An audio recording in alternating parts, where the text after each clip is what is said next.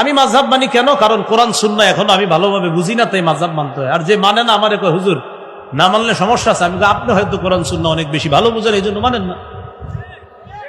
তো আমারে যদি কেউ বলে আপনি কেন মানেন, আমি কোরআন সুন্নাহ এখনো ভালোভাবে পুরোপুরি বুঝি না। অনেকে কয় মূর্খ, এই জন্য মাযহাব মানে। আসলেই ঠিক কইছেন, মূর্খ বলেই তো মাযহাব মানি। যদি সব জানতাম তত দরকার ছিল না মানা। আর যিনি বলে মাশাআল্লাহ উনি তো সব জানে দেখেই উনি মানে না, এটাই আমরা ভালো ধারণা রাখি। যিনি কে জানেন? যিনি হলো সে যে গত 7 দিন ধরে নতুন করে পড়াশোনা করতেছে কোরআন হাদিস নিয়ে, এই তিনি এখন মাযহাব মানছে না। আর বলে আপনি মানেন না কেন? তো বললাম আমি তো ভাই এখনো পুরাপুরি কোরআন সুন্নাহ ওই অন্যের সাহায্য ছাড়া বুঝি না। অন্যের সাহায্য মানি অন্যের মতামত, অন্যের মতামত মানি। কয় অন্যের মতামতের আরবি কি হুজুর? কয় অন্যের মতামতের আরবি হলো মাযহাব। আচ্ছা তাই নাকি? কয় হ্যাঁ।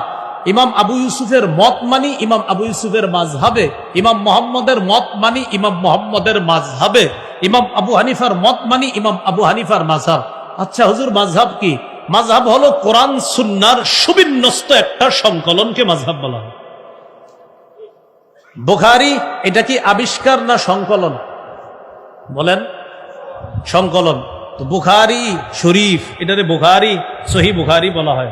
সহিহ বুখারী মানি। বুখারায় ওনার বাড়ি, উনি এলাকার সাথে নিসবত করে এটার নাম বুখারী। বুখারী হলো হাদিসের সংকলন, আবিষ্কার নয়। মুসলিম হাদিসের চলে আসা সংকলন, আবিষ্কার নয়।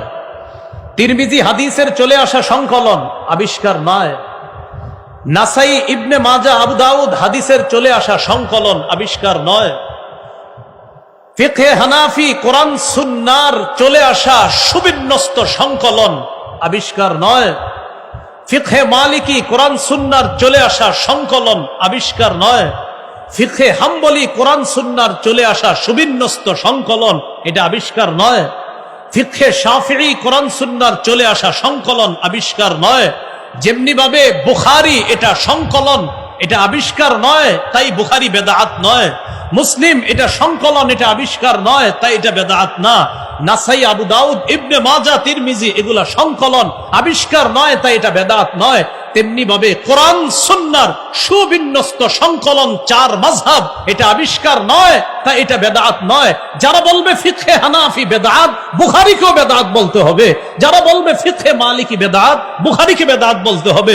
যদি বলেন না বুখারী তো সংকলন, তো ফিকহে হানাফিও সংকলন, মুসলিম সংকলন, ফিকহে হানাফি সংকলন, সেটা যদি জায়েজ হয় এটাও জায়েজ না। বুঝা বলুন সংকলন, আবিষ্কার আর সংকলন 2 বাংলা মনে রাখবেন, সারা জীবন অনেক কিছু সমাধান হয়ে যাবে। এই জায়গায় আমরা ভুল করি। সংকলন, সংকলন আর আবিষ্কার। বুখারী এটা সংকলন, এটা আবিষ্কার নয়। ফিকহে হানাফি এটা সংকলন, আবিষ্কার নয়। কোরআন সুন্নাহর সুবিন্যস্ত সংকলন, মনে রাখবেন। তা আপনি কোরআন সুন্নাহর সুবিন্যস্ত সংকলন হানাফি ফিক কেন মানেন? কারণ আমি এখনো পারি না পুরোপুরি, তাই। আর যে মানে না কেন? উনি সব পারে পুরোপুরি, তাই মানে না। 7 দিন পড়াশোনা করতেছে, কয়দিন? সব আল্লাহ তাআলা দিয়ে দিছে, এই জন্য মানে না। আল্লাহ বোঝার তৌফিক দান করেন।